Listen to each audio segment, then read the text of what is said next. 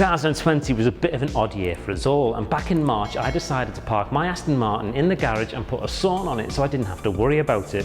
That said, I didn't do enough worrying about it because I didn't turn it over once and I didn't even take the handbrake off. I've just simply put a trickle charge on it and hope for the best. But today I'm going to take it to my mechanic to get an MOT and a service just to check everything is okay in time for summer 2021.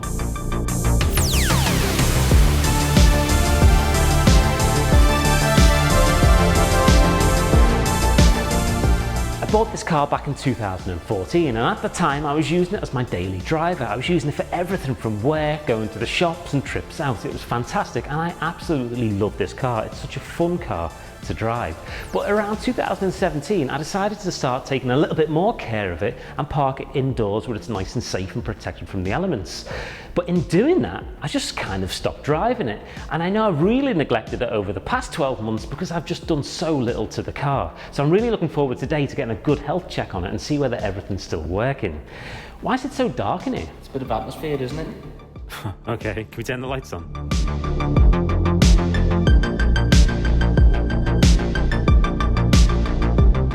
Right then, moments of truth, let's see whether it starts. I've got my trusted CTEK trickle charger here, which I would recommend if you're storing a car long term, although I probably wouldn't take any advice from me at all when it comes to storing cars long term.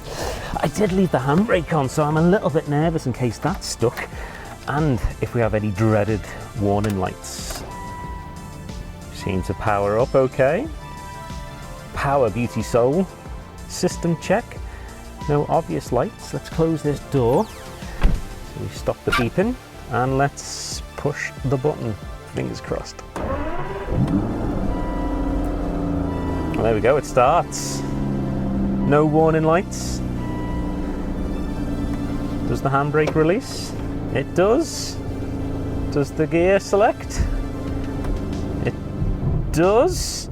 Pop it back into neutral before we run Callum over. Well, I think we're good to drive to the garage then. Let's get these shutters open and head out of here.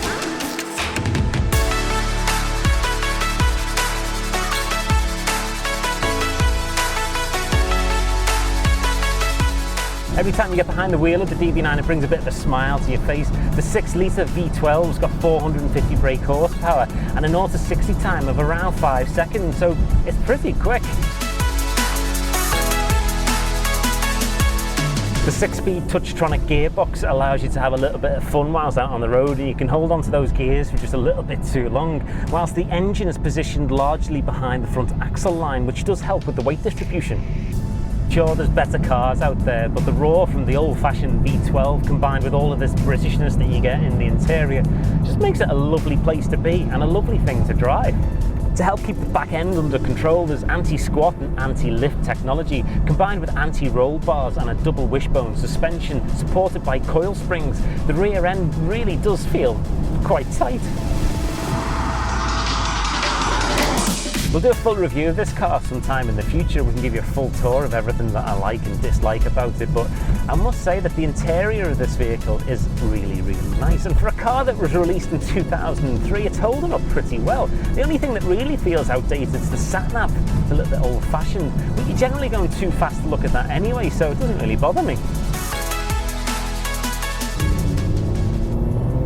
There's always that discussion whether you should use a main dealership or not, and sure, there are times where you do need to use the main dealer, but for me, I've got a mechanic called Paul and I trust him endlessly with all of my cars. I know that he'll give my cars the time and the love that they deserve to be repaired, and he's so knowledgeable that I just wouldn't choose anywhere else to take my cars.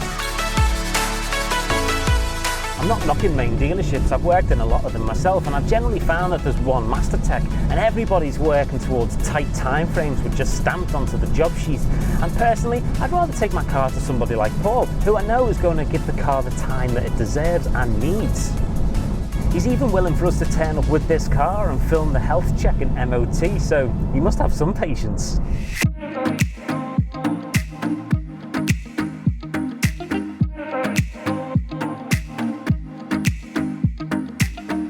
So Paul, thank you so much for doing this. Not a problem. It's not moved for 12 months and I left the handbrake on, just a trickle charge. I've been a little bit worried about it driving down here. Everything seemed fine. I had a tyre pressure warning light, but other than that, Well, you've done more than most, mate. Most people just park the cars up and left them alone, and that's where we see the problems. So hopefully there won't be anything, but we shall see. Okay, so we're going to do the MOT. What's the first thing usually to be done on the MOT? So we're going to do some pre-checks first, make sure the bonnet opens, boot opens, car's nice and clean, which it is.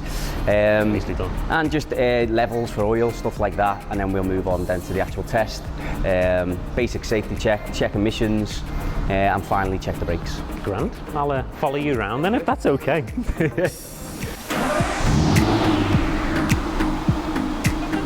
One of the nicest sounding cars. It's the V12, isn't it? It's yeah. You just don't really make them anymore, I do like the Jaguar F-Type, mate. The noise of the F-Type. That's a close call. At least you found the handle. Most people struggle with the handle to start with because it's you know, some cars are up here everywhere. It's half part of the job is every car's different. Yeah. So most of the problems we've seen over the past 3 months, 4 months has been people just not moving the cars at all. So not only batteries, obviously that's an obvious impact, but brakes, if you don't move them at all, the brakes will just seize up. If you can, it's always advisory to leave the handbrake off. Now that's not, technically you've got to be careful, you've got to make sure you're not on a hill, whatever, but it's always better to leave it actually off if you can. Stops the brakes seizing up and stuff. Most of the expense, brakes corrode, especially if they're left outside. It's when the calipers actually seize or the brake pads actually seize in the runners, and then we do have to do some repairs. I've seen loads of people with the AA doing jump starts because the batteries have been flat. Lots of batteries. We've probably sold more batteries in the past 3 months than we've sold, over the past 5 years, sort of thing. There's been a hell of a lot. There's actually a shortage in the UK of certain type of batteries. We just can't get them at the moment because there's been that many. Really? I think I'm getting a bit high stood by these exhaust fumes coming out of the back. This is indicating a fault with your tyre pressure monitoring system. Now, this car's a bit older, so it doesn't actually come into this vehicle, but if this was on a new vehicle, 2012 onwards, this is actually fine. This is just indicating that the tyre's low. Yeah. But when it's indicated with a fault on the system, it actually means the system's not capable of working. And that'd be a fail on the MOT? That would actually be a fail, yeah. Oh wow. But because this car's a little bit older, we've got away with it? Yeah, you're good. There we go. There's the first pass then, isn't it? Bit of good news. There we go. Look at that beast. 6 litre V12. Yeah. Giving off a little bit of heat as well there. Yeah, it's great in the winter, mate. We get it warm in the winter. Everyone wants to do engine work in the winter. Emissions test. Yeah. First stage emissions test. As you can see, it's very warm at the moment. So we'll get an OBD connected in there just to monitor the RPM. It's got to be a certain temperature as well when you do this? Yeah, it's got to be a certain temperature. The catalysts and stuff only work once they get really hot. So they do work a little bit when they're colder, but obviously optimal, they'll be a higher temperature. What we do now is we plug into the OBD. We get the RPM and stuff of the vehicle, set it to a certain RPM. Put a pipe up the exhaust and just monitor the emissions and make sure they're within limits. Sounds intrusive.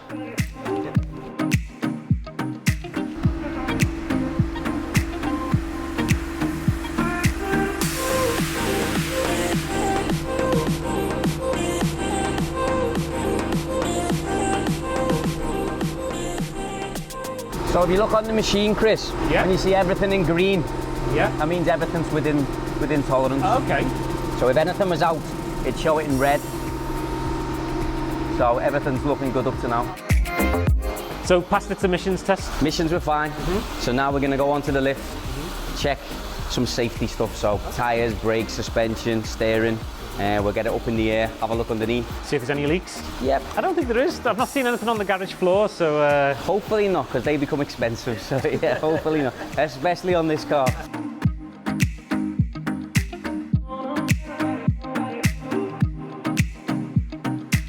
So something that looks great on here is the brake condition, because normally what we're seeing at the moment is all of this surface here of the disc would just be corroded, if the vehicle's been left and not used.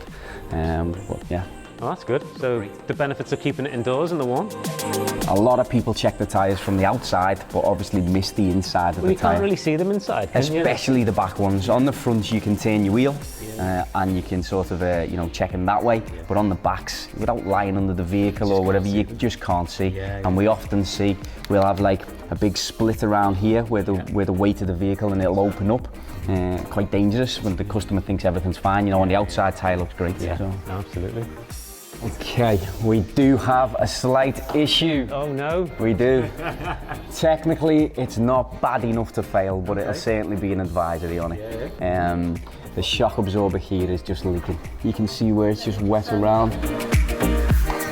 We just check the anti-roll bars on the inside, steering track rod ends, ball joints, brake flexes, all those sort of things. Everything looks fine. And there's no obvious leaks or anything either, is that we can see? There's no leaks at here. all, you know, there's a shield here, but you'd obviously normally see if there was stain coming through. There doesn't appear to be any leaks, which is perfect.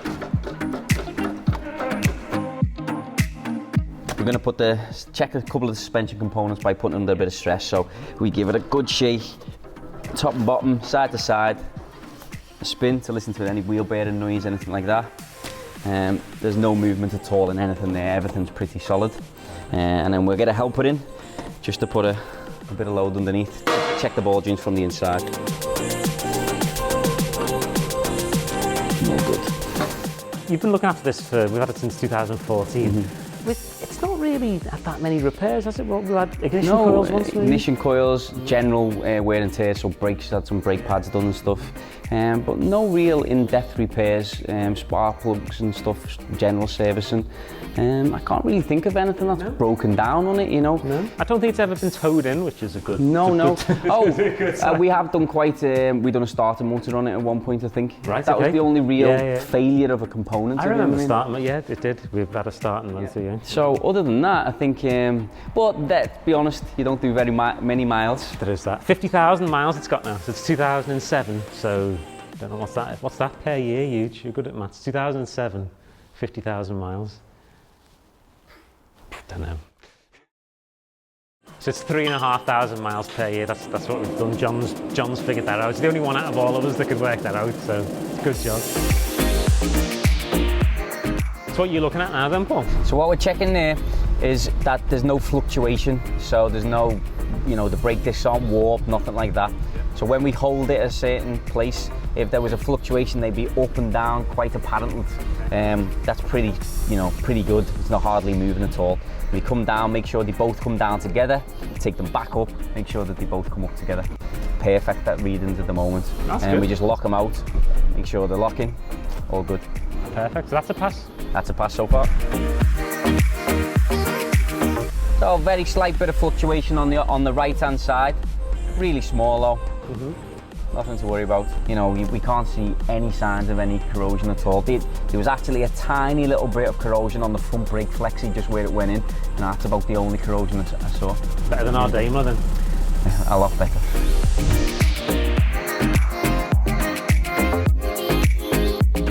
So jobs are good and it's done? All good, mate. Not a problem. Didn't notice anything really apart from them two shock absorbers on the back, slight misting, nothing to worry about. Everything, all your concerns, handbrake, brakes, all good. Tyres perfect, nothing to worry about. Lovely. Well, I'll leave it with you for a service and it'll be fully ready for me for the summer of this year then. Sure will. We'll get that sorted tomorrow for you. Cheers, Paul. Cheers. Thanks Thank a you. lot.